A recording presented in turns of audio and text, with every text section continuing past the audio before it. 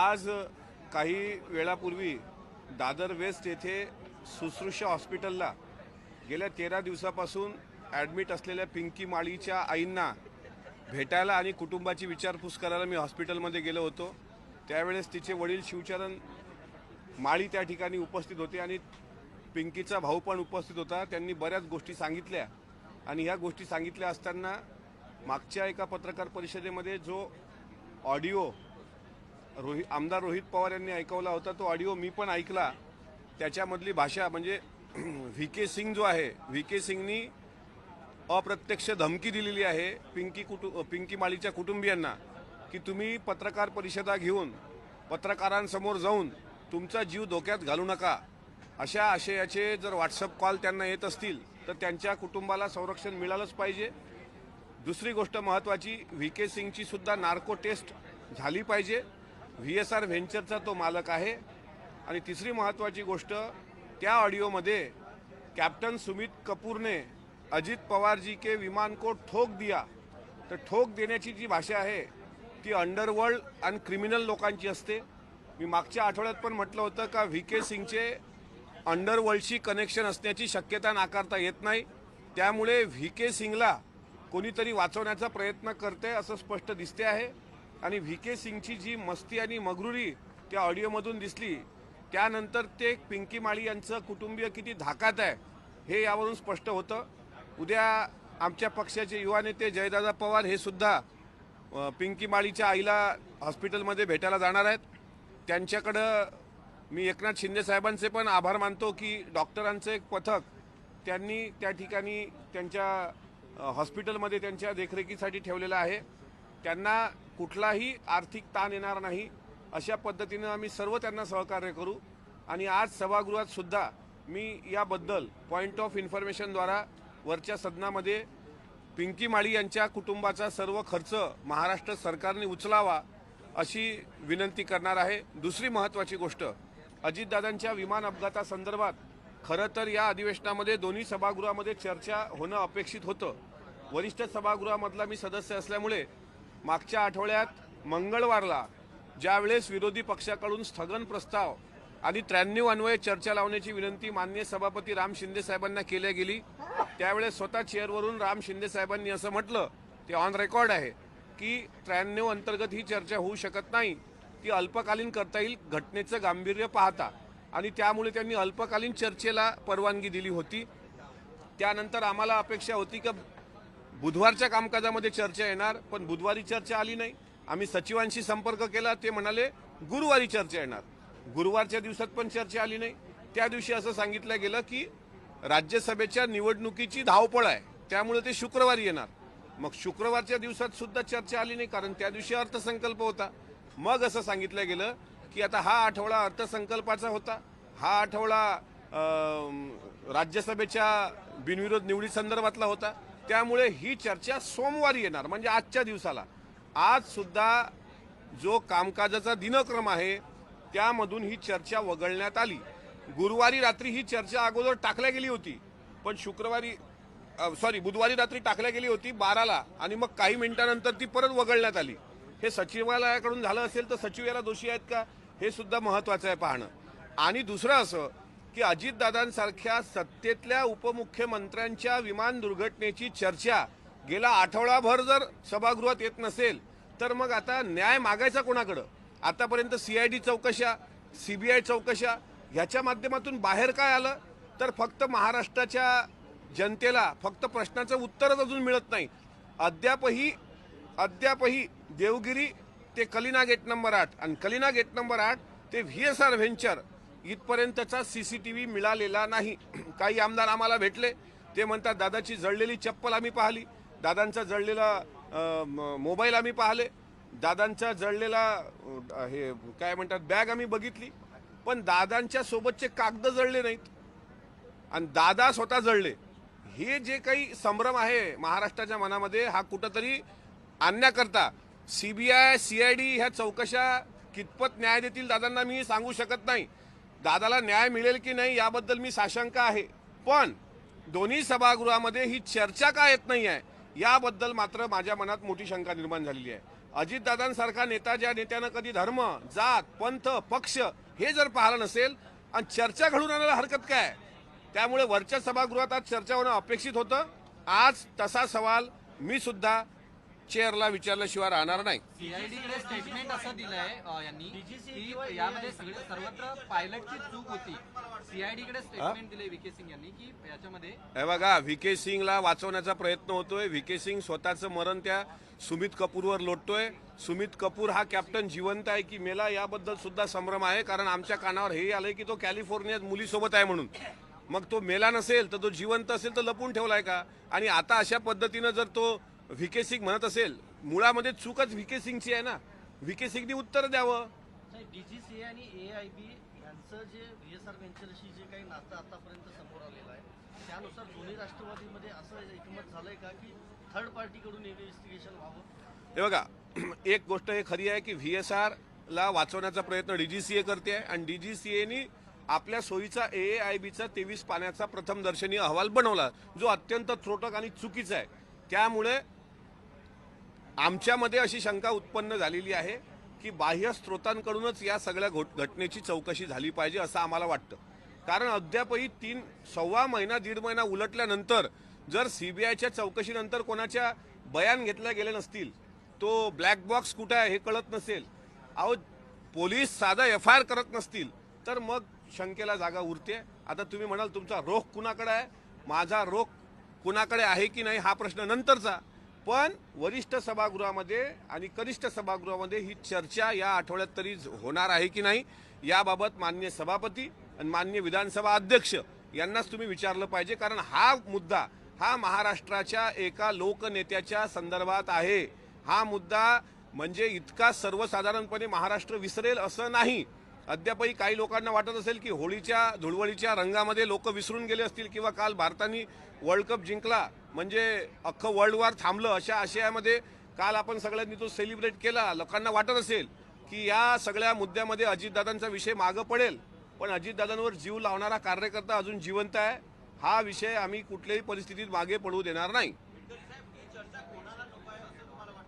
हा प्रश्न तुम्ही माननीय सभापती महोदय आणि माननीय विधानसभा अध्यक्ष यांना संध्याकाळी विचारायला पाहिजे की दोन्ही सभागृहामध्ये चर्चा अल्पकालीन मांडल्यानंतर सुद्धा घडून का येत नाही. माननीय सभापती साहेबांना मी विचारणार आहे. हिंदी में जानना चाहते हैं, आपने पोस्ट किया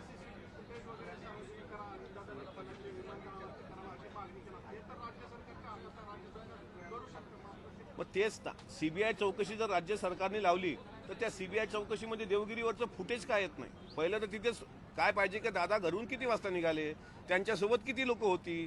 डीजीसीएनी 6 लोकांचा आकडा दिला, विमानात 5 बसली की 6 बसली, कोण कोण विमानामध्ये होतं. सुमित कपूर नव्हता तर शांभवी पाठक चालवत होती का फ्लाईट.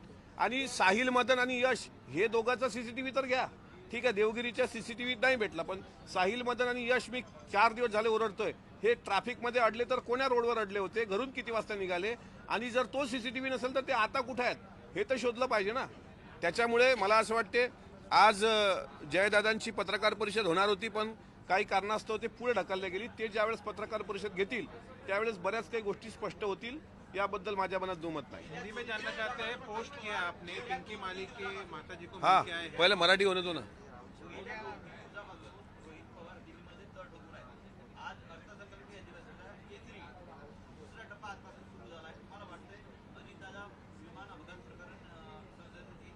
मला वाटतं कारण बरेच लोक बरेच आपचे खासदार, काँग्रेसचे खासदार, शिवसेनेचे खासदार, पवार साहेबांच्या पक्षाचे खासदार हे सगळे लोक आग्रही आहेत. आणि मला असं वाटतं की केंद्रीय अर्थसंकल्पाच्या दुसरा फेज जो सुरू झाला आहे त्यामध्ये सर्वपक्षीय खासदार भाग घेतील आणि सर्वपक्षीय खासदारांनी जर तो प्रश्न दोन्ही सदनामध्ये विचारला तर मला असं वाटते त्याला एक वेगळी किंमत येईल.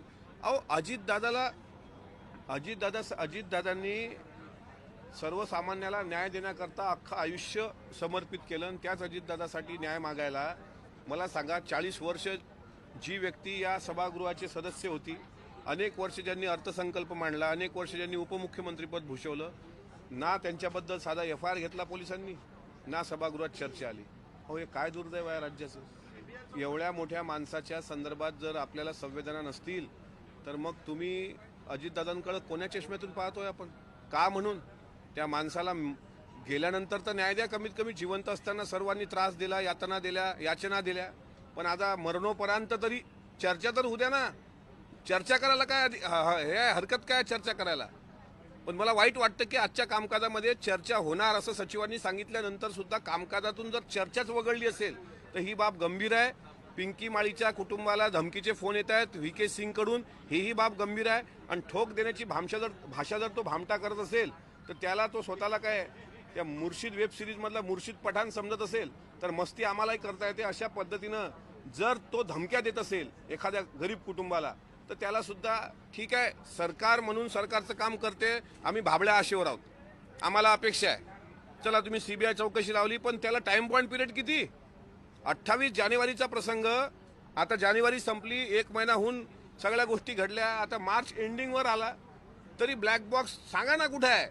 तो विदेशात पाठवला आहे, देशात आहे की बारामतीच्याच पोलीस स्टेशनला आहे? या घटना येऊ द्या ना. का कशाचा म्हणजे कशाचा भय वाटतोय आपल्याला मला कळत नाही. कशाच्या दहशती खाली आहेत?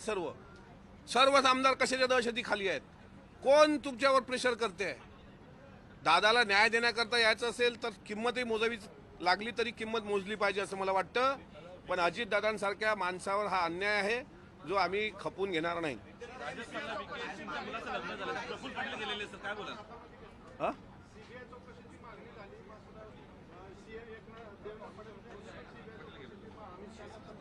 अहो, मागण्या झाल्या, सीबीआयच्या मागण्या, सीआयडीच्या मागण्या, उच्चस्तरीय चौकशीच्या मागण्या झाल्या, पण त्याला तुम्ही फास्ट ट्रॅकवर आणणार आहात की नाही?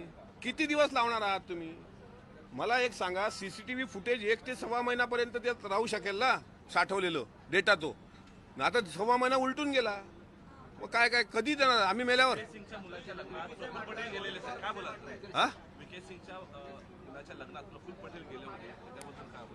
कोण लग्नात गेलं? व्ही.के. सिंगच्या लग्नाचा आमचा काही संबंध नाही, त्याच्यामुळे कोण लग्नात गेलं मला माहित नाही. ते रोहित पवारांना माहित असेल आमदार.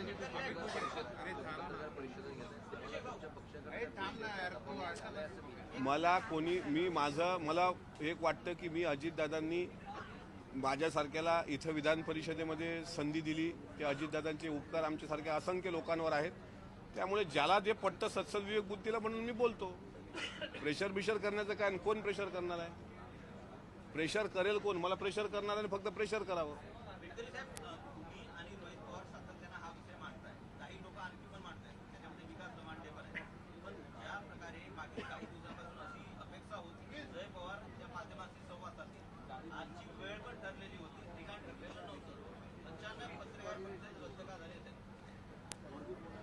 नाही, त्यामागचं कारण मला माहित नाही. कारण त्यांना नाही त्यांचा आवाज दाबणं म्हणजे अजितदादांचा आवाज दाबणं आहे. कोण असा माईचालाल जन्माला आला असेल का ते जयदादाचा आवाज दाबेल? आज मला असं कळतंय की त्यांना पुण्याला तात्काळ काहीतरी कामासाठी निघावं लागलं, पण ते पत्रकार परिषद मात्र घेतील. आज चुकली असेल प्रेस, उद्या घेतील, परवा घेतील, पण प्रेस घेतील. दबाव असण्याचं कारण आहे. अजितदादांसाठी न्याय मागण्यात कसला आला दबाव? आणि ते दबाव मांडणाऱ्यांपैकी आहेत का? असे लई येत राहतात बोलणारे. काय त्यांच्यावर प्रेशर करणारे जर कोणी असेल त्यांनी फक्त सांगावं कोण प्रेशर करते म्हणून. आम्ही सोबत आहोत त्यांच्या, अख्खा महाराष्ट्र त्यांच्या सोबत आहे. गडकरी जी हिंदी में जानना चाहते हैं, पिंकी माली की माताजी से आप मिलके आए हैं और एक गंभीर आरोप भी लगा रहे हैं कि उनको धमकी भरे फोन आ रहे हैं, क्या है पूरा मामला? व्ही.के. सिंह ने जिस तरीके से पिंकी माली के भाई को व्हाट्सएप कॉल पे धमकी दी है कि आप मीडिया के सामने मत जाओ, मीडिया में आप ज़्यादा बातें मत करो, अब हो गया सो हो गया. सुमित कपूर ने अजित पवार ऐसा बोला, उसने फ्लाइट को ठोक दिया. और ठोक देने की भाषा करने के बाद, ठोक देने वाली भाषा खाली अंडरवर्ल्ड के लोग ही कर सकते हैं. तो मुझे पूरा शक है कि वीएसआर का जो व्ही.के. सिंह है उसका कनेक्शन अंडरवर्ल्ड से तो नहीं है.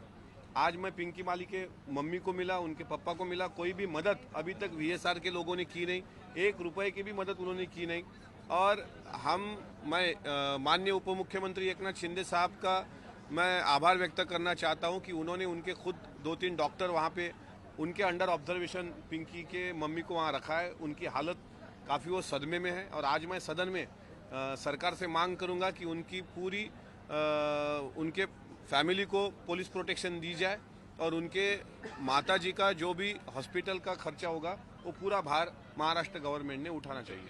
वहीं दूसरी तरफ लगातार चर्चा एक के बाद एक ढकेली जा रही है। पिछले हफ्ते भी चर्चा नहीं हुई, आज भी चर्चा एजेंडा पे थी लेकिन एजेंडा में नहीं आई है, सिर्फ आश्वासन दिया जा रहा है। वही दैट इज वो बहुत गंभीर बात है। इस तरीके से सदन में 2 बार चर्चा आने के बाद भी वो चर्चा स्वीकृत न होना, मैं चाहता हूँ इससे बड़ा दुर्भाग्य और कोई हो ही नहीं सकता, क्योंकि जिस इंसान के लिए चर्चा की जा रही है वो 40 साल ये विधानसभा जैसे हाउस के एक मेंबर रह चुके हैं, महाराष्ट्र के डिप्टी सीएम रह चुके हैं, महाराष्ट्र के फाइनेंस मिनिस्टर रह चुके हैं, और उनके लिए ना 0 एफआईआर भी पुलिस दर्ज करती है, ना स्थगन प्रस्ताव स्वीकारा जाता है, ना अपर हाउस में उसकी चर्चा होती है। तो ये बहुत दुर्भाग्यपूर्ण बात है और इस पर मैं खेद व्यक्त करता हूँ। आएंगे आप?